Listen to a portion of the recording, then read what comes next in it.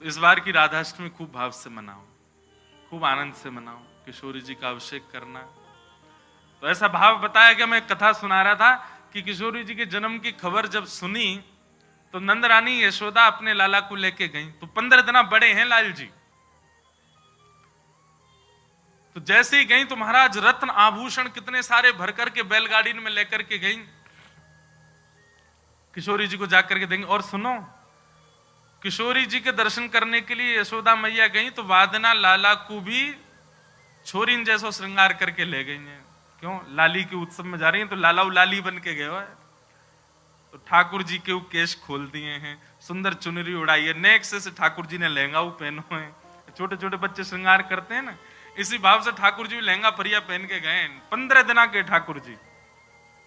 आहा, नंद रानी यशोदा नंद बाबा को आते देख बरसाने में और झूमन लगे सब लोग, जय हो जय जयकार करने लगे नंद के लाला की जय। क्योंकि अभी तो वृंदावन में गोकुल में भी उत्सव चल रहा हो, ठाकुर जी को उत्सव के बीच में ठाकुर जी गए किशोरी जी के उत्सव में। ये भाद्रपद कितना सौभाग्यशाली है, पूरा ब्रजमंडल उत्सव मना रहा है। एक तरफ श्री जी की, एक तरफ ठाकुर जी की बधाई गायन चल रही है।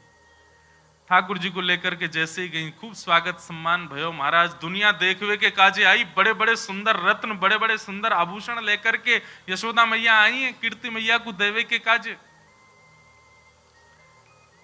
अंतःपुर में लेकर के गई, स्वर्ण के पलना में झूल रही है नन्ही सी किशोरी जी। जैसे ही जाकर के यशोदा मैया ने किशोरी जी को दर्शन किया है, किशोरी जी के रूप लावण्य को देख करके, मुखमंडल की कांति देख करके नेक्सी सी, अरे लाल जी 15 दिन के, किशोरी जी तो कछु घंटान की हैं बस अभी। जबकि बालक जब जन्म लेता है उस समय उसके रूप लावण्य इतना मधुर नहीं होता, वो सामान्य से ही रहे, नेक्सो से बालक रहे।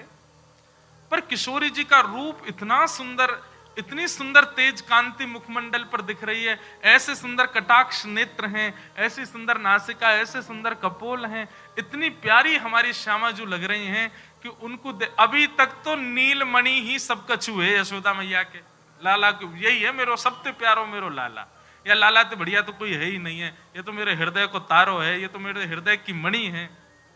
लेकिन आज किशोरी जी को देख करके तो लाला ढीले पड़ गए। नेक नेक यशोदा मैया के हाथ मानो ऐसे हिलने लगे कि लाल जी भी गिर ही जाएंगे का। वो तो लाल जी ने कस के पकड़ ली होंगी, मैया मैया ऐसा मत करे, मुंह काय गिरे। यशोदा मैया ने मन में भावना रखी कि हमारी वृषभानु नंदिनी के काजे जितनी सामग्री हम लाए हैं वो तो इनके योग्य ही नहीं है। अरे वो सब तो हमारी लाडली जी के लायक है ही नहीं है। कहां वर्णूं या रूप को, कहां वर्णूं या स्वरूप को। तभी यशोदा मैया ने अपने हृदय के मणि नीलमणि लाल जी श्री ठाकुर जी, उनको ही गोद में उठाए और किशोरी जी के ऊपर 7 बार बार दिए। और वही बार करके महाराज अपने ठाकुर जी ही श्री किशोरी जी के चरणन में पधरा दिए। बोले यही सबसे सुंदर उपहार है कि हमारो लाला ही नित्य किशोरी जी के चरणन में विराजे, चरणन में पधरा दी। कई हमारे नाथ द्वारा के कई निकुंज उपासना के चित्र हैं ऐसे कि श्री किशोरी जी पलना में पौड़ी और ठाकुर जी चरणन में पौड़े हुए हैं। कौन? बोले यशोदा मैया ने न्योछावर कर दी अपने लाला। और न्योछावर करके महाराज यशोदा जी तो नाचने लगी, आनंद करने लगी। तभी सब सखीन में आपस में अरे राम जी कहा भयो? बोले यशोदा मैया के 80 बरस बाद लाला भयो और लाला ला करके भेंट में दे दियो किशोरी जी को। अब कहा होएगो? लेकिन नंद बाबा यशोदा तो आनंद में हैं, खूब भर गए, भेंट कर दी है किशोरी जी को ही। तभी कीर्ति मैया के मन में आयो कि मेरे लाली भैया एक लाला लाली है वे को कहा सुख होवे ये मैं जानू। ये तो प्रेम बस में है करके, प्रेम भाव में आकर के इनने लाला न्योछावर कर दियो। तभी कीर्ति मैया ने यशोदा जी को हाथ पकड़ो, बोले आपने बड़ी अद्भुत भेंट प्रदान करी, नीलमणि हमारी लाडली जी को प्रदान कियो, हमारी लाली को प्रदान कियो, अब बधाई तो ले जाओ। तो बोले कहा, तो बधाई के रूप में लाला लाली दोनों ही दे दिए यशोदा जी को। लो ये बधाई है, जे दोनों ऐसे युगल बने रहे, इन दोनों में कभी भेद नहीं आवे, ये दोनों एक दूसरे के पूरक बने रहे। बधाई के रूप में लाला लाली दोनों दे दिए। बताओ। अब यशोदा मैया बोली अब ये दोनों एक है गए, बधाई हमको मिल गई, अब इन दोनों एक है वे की भेंट ले लो, दोनों उनको तुम्हें दे दें। यशोदा मैया कीर्ति मैया बोली जय चलते रहेगो। तो भैया ये हमारे ब्रज की उपासना के भाव हैं। गर्ग संहिता, पद्म पुराण, ब्रह्म वैवर्त पुराण आदियों में किशोरी जी की लीलाएं बड़ी अद्भुत रूप से बताई गई। पर वेदव्यास जी जानते थे हम लोगों की संकीर्ण बुद्धि को, वेदव्यास जी जानते थे हम लोगों की बुद्धि कितनी दूषित होने वाली है। इसी भय के कारण श्री शुकाचार्य जी ने श्रीमद् भागवत जी में अत्यंत प्रकाश नहीं किया, बहुत सूक्ष्म प्रकाश किया। जहां सूक्ष्म प्रकाश किया वहां ये हाल कर दिया हमने। यदि भागवत जी में भी किशोरी जी का प्रकाश स्वच्छंद रूप से कर दिया होता तो कलयुग प्रारंभ होते ही घोर कलयुग आ जाता। इतने दूषित हैं हम लोग। उनके रूप माधुरी, उनकी लीला माधुरी को समझने में हम असमर्थ हैं।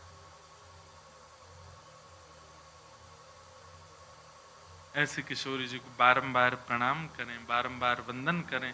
और भैया हमारी आपसे एक प्रार्थना, निकुंज की कथा, निभृत निकुंज की कथा और जो भी भाव आप बिल्कुल अंतरंग विलास के यहां सुनते हैं उनको अंतरंग ही रहने दो, उनको ज्यादा प्रकट मत किया करो।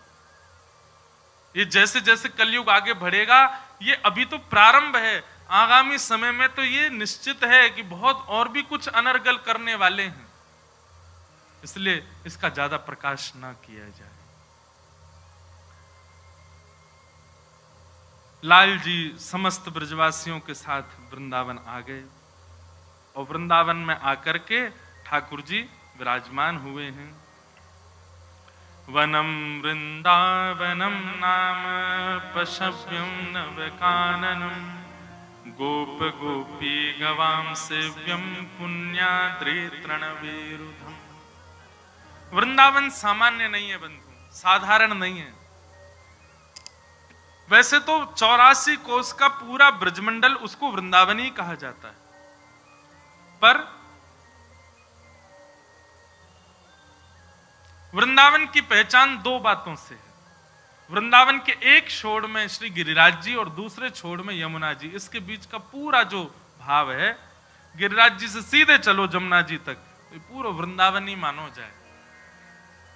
पहले गिरिराज जी जो थे वे काफी विशाल रूप में थे, तो तिल भर रोज भीतर जा रहे हैं, तो अब सूक्ष्म भाव से हमको दर्शन दे रहे हैं। नहीं तो गिरिराज जी यहीं तक है महाराज, गिरिराज जी की छाया वृंदावन पे पड़ो करती, इतने विशाल गिरिराज जी है पहले।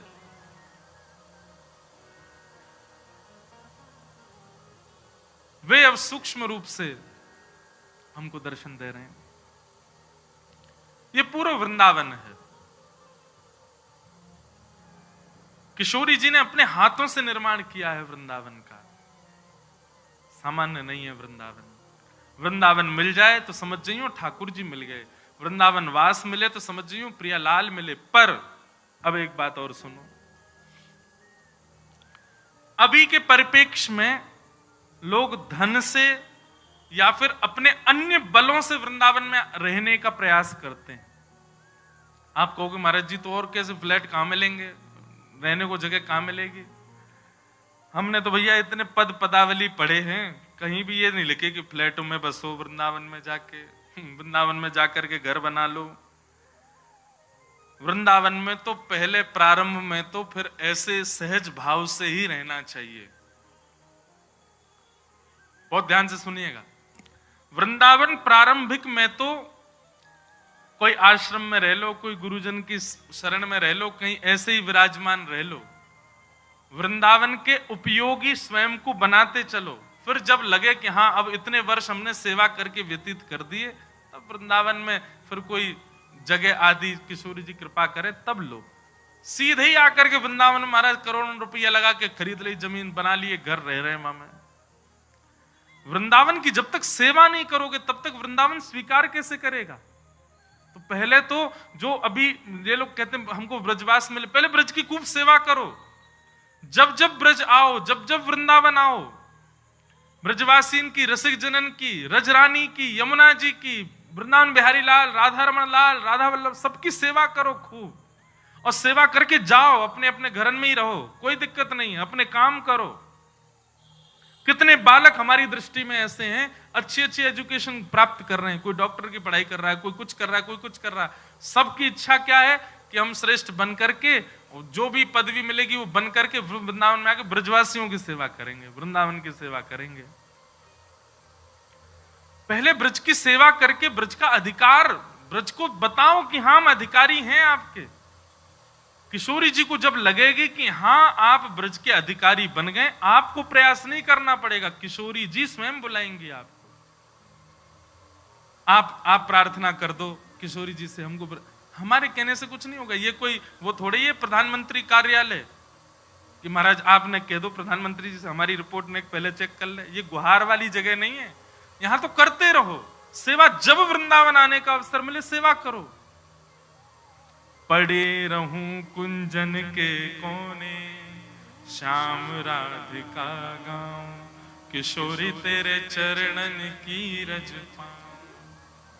अरे जारज को ब्रह्मादिक तरसत, आपसे बड़ी पहुंचे ब्रह्मा की, आपसे बड़ी पहुंचे इंद्र की, आपसे बड़ी पहुंच है महादेव की। महादेव को भी नहीं प्रवेश करने दिया। पहले चरण पढ़ो ललिता के, ललिता जी के चरण पढ़ो पहले, ललिता जी से पहले ज्ञान लो प्रेम क्या है, जान लो पहले। तब वृंदावन में गोपेश्वर महादेव विराजमान भये, तब महादेव को आज्ञा मिली कि आओ। ब्रह्मा इंद्र तो अभी भी बाहर ही खड़े, इनको प्रवेश ही नहीं है। यहां से आप जब दिल्ली जाते हैं तो NH2 से थोड़ी दूर पर एक गांव आता है, उसका नाम है चौमा। क्या नाम है उसको? वैसे मूल नाम है चौमुहा। चौमुहा मतलब ब्रह्मा जी वहीं बैठे हैं। वृंदावन में एंट्री नहीं है उनकी। इंद्र तो गिरिराज जी ही भगा दियो, इसीलिए वृंदावन में वर्षा भी कम ही होती है। आज तक भयभीत है, बोले तब तो गिरिराज जी उठा लिया, अब क्या होगा पता नहीं। इसलिए वृंदावन में मानसून आता है, नेकात बरस के चलो जाए। कभी कभी बहुत बारिश होती, वृंदावन में ज्यादा बारिश नहीं होती। और जो ब्रज में रहते हैं वो अनुभव भी कर रहे होंगे, उमस खूब हो जाएगी, गर्म भी खूब पड़ेगा, सर्दी भी खूब पड़ेगा, बारिश ज्यादा नहीं होती वृंदावन में। इंद्र भयभीत है। तो आपसे बड़ी पहुंचे इंद्र की, आपसे बड़ी पहुंचे ब्रह्मा की। आप क्या रखोगे ब्रह्मा के आगे अपना स्तर? उनको प्रवेश नहीं मिल रहा, आपको कम से कम वृंदावन आने का अवसर तो मिलता है, वृंदावन में भजने का अवसर तो मिलता है। पहले वृंदावन की खूब सेवा कर लो और सेवा करके अपनी निपुणता दिखा दो श्री जी को कि हाँ हम योग्य हैं वृंदावन के। श्री जी अपने आप द्वार खोल देंगे, अपने आप सारे बंधन तोड़ देंगे, बुला लेंगे वृंदावन, कहीं नहीं जान देंगे फिर।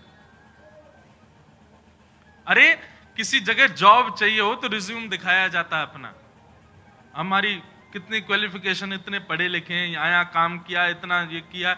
अगर आपने बहुत जगह काम किया, एक्सपीरियंस दो, तो आपको तुरंत हायर कर लिया जाएगा।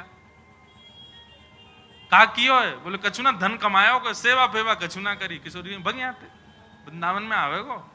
अरे पहले सेवा कर, रसिक जनन की सेवा कर, ब्रजवासीन की सेवा कर, वृंदावन की सेवा कर, रजरानी की सेवा। कहां सेवा कर रहे हैं हम? शनिवार रविवार जाते, सोमवार को देखा करो वृंदावन में कितनी गंदगी कर जाते हैं लोग। जमुना जी में आचमन नहीं कर सकता कोई। क्या सेवा कर रहे हैं हम लोग? केवल राधा रमन राधा वल्लभ बिहारी जी जाने से काम नहीं चलेगा। मैं तो ये भी सोचता हूं कि कभी कभी मैं इन विषयों पर भी चलूं, पर मेरे को विवाद में पढ़ने की बिल्कुल इच्छा ही नहीं होती। यमुना जी के लिए क्या कर रहे हैं हम लोग? ब्रज के लता गुल्म पत्र सब तो नष्ट होते जा रहे हैं, क्या कर रहे हैं उसके लिए? कुछ भी नहीं। अरे रज खत्म हो गई वृंदावन की, और छोड़ो। ठाकुर जी के लिए वृंदावन नहीं छोड़ा, खुद बस गए आकर के। अरे ब्रजवासी बनो, सेवा करो पहले वृंदावन की। वृक्ष लगाओ, रज की सुरक्षा, यमुना जी के शुद्धिकरण, इनके प्रति भाव रखो। नित्य की एक माला इसलिए करो कि हे विधाता यमुना जी नित्य पवित्र। कौन करता? कोई नहीं करता। एक माला सब लोग करें, हमारा बेटा ठीक है जाए, पत्नी घर छोड़ के चली गई वापस आ जाए, पति बात ना करे ये मान जाए, घर ना बनो ये बन जाए, जॉब ना लग रही है, सब माला इसके लिए कोई इसलिए माला करे, हे राधा रमन लाल। कभी किसी के नेत्र सजल हुए कि यमुना जी बहुत दूषित हो गई हैं, आप कृपा करो ना फिर से पवित्र हो। मैं दावे से कह रहा हूं, उस भाव से कोई नहीं जाता राधा रमन जी, इस भाव से कोई नहीं जाता बिहारी जी की ये नित्य निकुंज लता गुल्म सब नष्ट हो गए हैं, बिहारी जी पुनर्प्रगट करो। एक नाम इसके लिए भी जपा करें। प्रकल्प बहुत आते हैं मेरे मन में कि मैं कुछ करूं, पर अब जल्दी शुरू करूंगा। जब जब वृंदावन में रहेंगे कुछ ना कुछ करेंगे। वृंदावन को पुनः वन बनाना हमारे लाल जी की क्रीड़ा भूमि है, ये क्रीड़ा की स्थली नहीं छोड़े हमने। तो पहले ब्रज की सेवा करो, ब्रज को ब्रज बनाओ, इस योग्यता ऐसी योग्यता दिखाओ कि श्री जी बुलावे आपको कि नहीं अब ब्रज में रहना है आपको। अरे हरिराम व्यास जी की लीला सुनना अभी जयपुर की कथा। आपका जन्म कहां हुआ? ओरछा में, और केवल एक बार आ गए वृंदावन, और यहां हितरवंश महाप्रभु से दीक्षा ग्रहण करके लौट करके नहीं गए। फिर मधुकर शाह ने कितना प्रयास किया, ब्राह्मण भेजे, संत जन भेजे, हरिराम व्यास जी नहीं गए। मधुकर शाह स्वयं आ गया और उसने आकर के हरिराम व्यास जी से नहीं, हितरवंश महाप्रभु से निवेदन किया कि आपके शिष्य हैं, आप यदि आज्ञा कर देंगे तो इनको जाना पड़ेगा ओरछा। महाप्रभु जी बोले मैं आज्ञा करूं क्यों? मधुकर शाह बड़ा चतुर, उसने कही कि यहां रहेंगे तो अकेले इनका कल्याण होगा, वहां चले जाएंगे तो हजारों का कल्याण होगा, एक से अधिक का कल्याण हो, अच्छा है ना। महाप्रभु जी को लगा बात तो ठीक है, तुम चलो ठीक है हम आज्ञा कर देंगे। और जैसे ही महाप्रभु जी ने कहा हम आज्ञा कर देंगे, उस समय हरिराम व्यास जी निधिवन में थे, और निधिवन में बस हमारे श्री स्वामी श्री हरदास जी महाराज के चरणों में बैठ करके कुछ श्रवण कर रहे थे। तभी समय हुआ तो प्रणाम करके वहां से जैसे निकलने लगे, निकलते समय किसी व्यक्ति ने मार्ग में ही बता दिया, बोले आज तुम राधा वल्लभ जी मंदिर मत चले जाना। बोले क्यों? मधुकर शाह आया, बोले आने दो, वो तो ऐसे घूमता रहता, मुझको ले जाना चाह रहा है वापस ओरछा। बोले नहीं वो आपको ले जा, उसने तो दूसरा ब्रह्मास्त्र छोड़ा। बोले क्या? बोले उसने हितरवंश महाप्रभु जी से कह दिया है कि आप आज्ञा करो। हरिराम व्यास जी बोले गुरुजी ने हामी तो नहीं भर दी? बोले गुरुजी ढूंढ रहे हैं तुमको कि तुम जाओ तो वो तुमको आज्ञा कर दें कि भाई तुम चले जाओ ओरछा, और गुरु आज्ञा तो आपको माननी पड़ेगी। हरिराम व्यास जी पछाड़ खा के गिर गए पृथ्वी पर, और बार बार लता गुल्मों को अपने हृदय से लगाएं, ब्रजरज को अपने तन से लगाएं, यमुना जी में जाकर के यमुना जी को हृदय से लगाएं, और बार बार कान पकड़ के कहें मुझसे कोई अपराध हो गया है, आप क्यों ऐसा कर रहे हैं? हे वृंदावन आप मुझे क्यों दूर भेजना चाह रहे हैं? मुख पर कालीत पोतली, पूरे मुख को काला काला स्याही से भर दिया।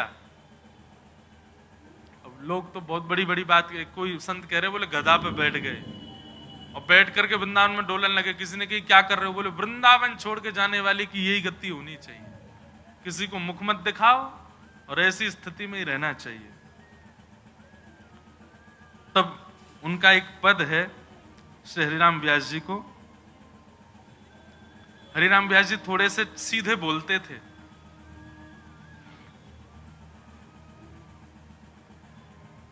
सुनोगे? घबराइयो मत। हाँ, जो बाहर जाने वाले घबराना नहीं। हरिराम व्यास जी कह रहे हैं वृंदावन तज जे सुख चाहत ते राक्षस प्रेत। वृंदावन छोड़ करके जो अन्य सुख की कामना रखते हैं, बोले वही है राक्षस, वही है प्रेत। व्यास दास के उर में बैठियो मोहन कहीं कहीं देत। हरिराम व्यास जी कह रहे हैं मेरी वाणी नहीं है, मेरे चित्त में बैठे हुए ठाकुर जी बोल रहे हैं। बोले क्या? वृंदावन तज जे सुख चाहत ते ही राक्षस प्रेत। अब इसके आगे तो और खतरनाक बोले हैं। अभी राक्षस प्रेत कह दिया, उसके बाद क्या कह रहे हैं? ते नर राक्षस कूकर गधा ऊंट वृषभ गज बोक व्यास जू वृंदावन तज भटकत तासर पन ही ठोक। पनही समझते हैं? क्या होती पनही? हैं? पनही मतलब चप्पल, जूता चप्पल, वो एक ही बात है। ये उन लोगों के लिए नहीं जो वृंदावन आकर के वापस जाते हैं, उन लोगों के नहीं, वो ये उन लोगों के लिए कह रहे हैं, बोले जो वृंदावन से विलग अन्य सुखों में जिनकी रुचि है। कई लोग बोले सांस में सांस आई, हम तो कल घर जाने की सोच रहे थे। वृंदावन सुख के विपरीत अन्य सुखों में जिनकी रुचि है, उनके लिए कह रहे हैं। पनही मतलब चप्पल। व्यास जू वृंदावन तज भटकत, तासर पनही ठोक। बोले वृंदावन छोड़ के अन्य जगह सुख की कामना कर रहा है, सुख खोज रहा है, बाकी सिर पे तो पनही पड़नी चाहिए। अरे वृंदावन मिल गो, वृंदावन यदि एक बार भी प्रिय लग गया हो, हमारे राधा रमन जी नेक सुंदर लग गए हो, राधा वल्लभ जी में नेक मन लग गए हो, बिहारी जी के मंगला में, महाराज बिहारी जी के बंगला में मन झूम गए हो, समझ जाइयो तुम वृंदावन के नेक करीब आ गए। बस अब और कहीं मत जाओ, वृंदावन के ही है जाओ। वृंदावन को भजो, वृंदावन को रटो, वृंदावन में रहो, रहो चाहे कहीं भी, तन में सदा, मन में सदा वृंदावन रहे।